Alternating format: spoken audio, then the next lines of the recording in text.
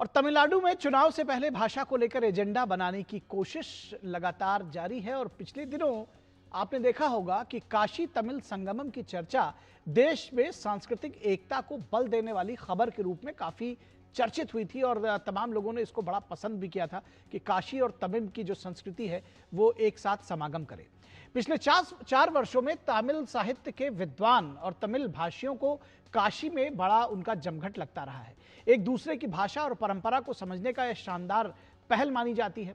प्रधानमंत्री मोदी ने अपने हालिया आलेख में लिखा है कि काशी तमिल संगमम ने सांस्कृतिक समझ को मजबूत करने, अकादमिक और लोगों के बीच आदान प्रदान को बढ़ावा देने और सभ्यतागत लोकाचार साझा करने वाले देश के हिस्सों के बीच दीर्घकालिक संबंध बनाने जैसे सार्थक परिणाम दिए हैं। उन्होंने कहा कि पिछले कुछ वर्षों में एनडीए सरकार को पूरे भारत में तमिल संस्कृति को और लोकप्रिय बनाने और एक भारत श्रेष्ठ भारत की भावना को और गहरा करने के कई मौके मिले हैं। उन्होंने कहा कि ऐसे ही एक प्रयास का बड़ा उदाहरण काशी तमिल संगमम है। लेकिन चुनाव से पहले तमिलनाडु के मुख्यमंत्री एमके स्टालिन ने तमिल भाषा और द्रविड़ मॉडल ऑफ गवर्नेंस को लेकर उत्तर दक्षिण में विभेद पैदा करने की कोशिश की है। ऐसा क्यों कहा जा रहा है? उनके प्रयासों की वजह से। उन्होंने तमिल, तेलुगु, बंगाली और मराठी जैसी भाषाओं में सर्वश्रेष्ठ काम के लिए वार्षिक साहित्यिक पुरस्कार देने का ऐलान किया है, यानी भाषाओं को भी बांटने की कोशिश की। यह पुरस्कार राज्य सरकार की ओर से दिया जाएगा और इसमें 5 लाख रुपए का नगद इनाम भी शामिल होगा। इस पुरस्कार का नाम सोमाजी कालिया विरुद्धु कहा गया है, जो कि भारत सरकार के साहित्य अकादमी पुरस्कार के समतुल्य होगा।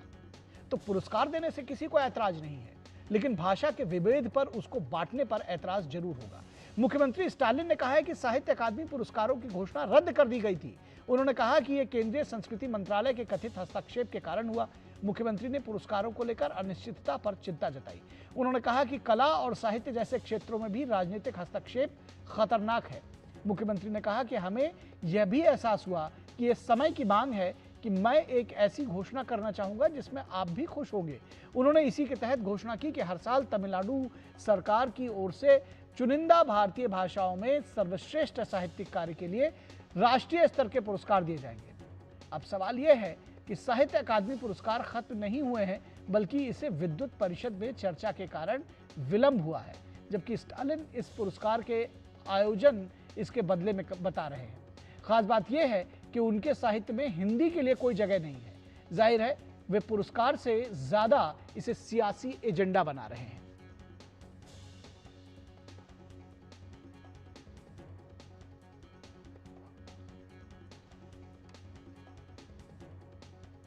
तो प्रधानमंत्री मोदी ने काशी तमिल संगमम को लेकर कहा है कि काशी का तमिल लोगों और संस्कृति के साथ गहरा जुड़ाव है।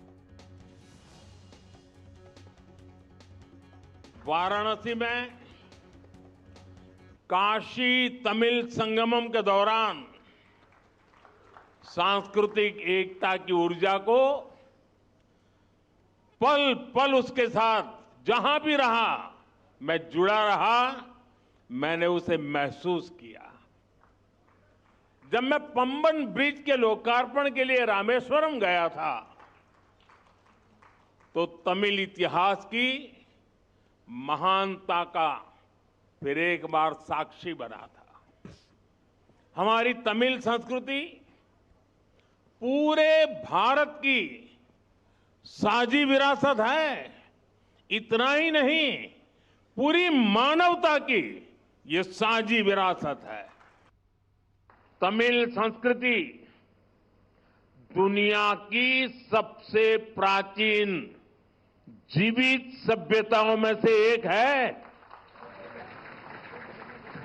तमिल संस्कृति सदियों को जोड़ती है। वो इतिहास से सीखकर वर्तमान को आगे का रास्ता दिखाती है।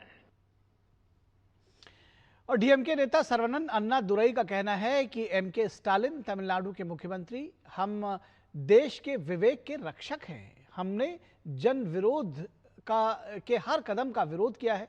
साधारण जनता को प्रभावित करने वाली किसी भी चीज को बिना किसी समझौते के परिणामों की चिंता किए विरोध किया है, तो यह विरोध भी जारी रहेगा। देखिए क्या कुछ कहते हैं। the DMK party and our leader Mr. M.K. Stalin, the Chief Minister of the state of Tamil Nadu, we are the conscience keepers of this country. We have opposed whatever is anti-people. We have opposed anything which will affect the common man without any compromises, without worrying about any consequences. When we speak of this literary award, Semmoli Literary Award, the Sahitya Academy Awards have not been given in the last year, which has affected a lot of artists. What the artists seek is validation, appreciation and recognition of their work in a public domain by the government. That is the oxygen for any artist. और इस पूरी खबर पर बातचीत करने के लिए हमारे साथ हमारी संवाददाता अक्षया नाथ चेन्नई से जुड़ी हुई हैं। अक्षया, सबसे पहले आपसे यही समझना चाहेंगे, ये भाषा को जोड़ने की बात हो रही है तो सभी भाषाएं उसमें शामिल होती, जाहिर तौर पर जब बात करते हैं कि तमिल, तेलुगु, बांग्ला और मलयालम उसमें जुड़ेगी, लेकिन हिंदी उससे बाहर हो जाएगी, तो ऐसा लगता है और ये बात साफ तौर पर है कि फिर उसके पीछे की सियासत समझ में आती है। कैसे राज्य के लोग इसको ले रहे हैं, कैसे इसको लेकर सियासत गर्म है? निखिल, हम यहाँ पे देख रहे हैं कि यहाँ के चीफ मिनिस्टर M.K. स्टालिन ने संडे को ये अनाउंसमेंट किया था कि एक अवार्ड, एक लिटरेरी अवार्ड देने वाले हैं, वो है सेम्मोरी लिटरेरी अवार्ड, और इस अवार्ड 7 लैंग्वेजेस में देने वाले हैं, वो कन्नड़ा, मलयालम, तमिल, तेलुगु, ओडिया, बंगाली और मराठी। और जैसे कि आपके सवाल थे, क्या इसमें भी लैंग्वेज वॉर जैसे कुछ है, उसके बारे में हमें सोचना पड़ेगा। पर यहाँ पे जो M.K. स्टालिन ने बताया है वो है कि साहित्य अकेडमी अवार्ड्स जो अनाउंस होने वाला था उसके अनाउंसमेंट नहीं हुआ है, और यूनियन मिनिस्ट्री ऑफ कल्चर ने जब उसको रोक दिया, कुछ पॉलिटिकल एजेंडा की वजह से रोका है। वही है M.K. स्टालिन के पॉइंट, और उन्होंने बोला कि इसकी वजह से तमिलनाडु गवर्नमेंट एक अवार्ड अनाउंस करने वाला है और अगले साल से वो होगा, और इस 7 लैंग्वेजेस में बेस्ट लिटरेरी अवार्ड को सेम्मोरी लिटरेरी अवार्ड के नाम पे दिया जाएगा, और 5 लाख का इनाम इसके लिए जो विन करता है उनको दिया जाएगा। और यहाँ के जो बीजेपी का लीडर्स है, ये शख्स इसको अपोज किया है, अवार्ड देने को नहीं, पर साहित्य अकेडमी और ये अवार्ड को कंपेयर करने के लिए ये बोला गया है कि साहित्य अकेडमी अवार्ड को स्टॉप करने के लिए अगर आपसे समझना चाहें के इंटरनल इश्यूज थे। जी अक्षया, इसको अगर सीधे आपसे समझना चाहें तो ये इलेक्शन एजेंडा है, क्योंकि बहुत सारे चीज़ों में ये कहा जा रहा है कि स्टालिन के पास बहुत बड़ा एजेंडा नहीं है कोई चुनाव में जाने के लिए। अब इलेक्शन ईयर है तो ये इलेक्शन एजेंडा माना जा रहा है। बिल्कुल, इलेक्शन की पॉजिटिव इन्फ्लुएंस इसमें देखना ही चाहिए, क्योंकि 7 लैंग्वेजेस इन्होंने फोकस किया है, वो है कन्नड़ा, मलयालम, तमिल, तेलुगु, ओडिया, मराठी एंड बंगाली।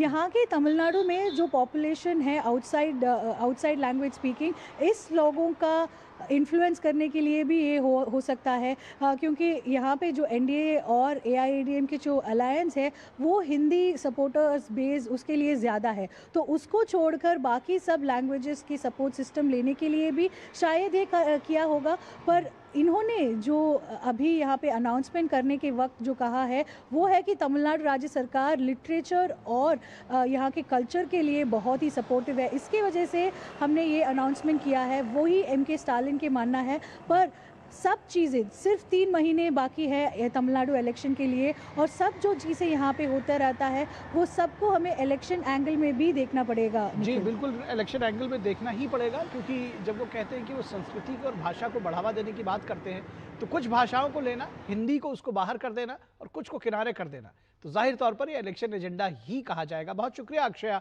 इस तमाम बातचीत और जानकारी के लिए।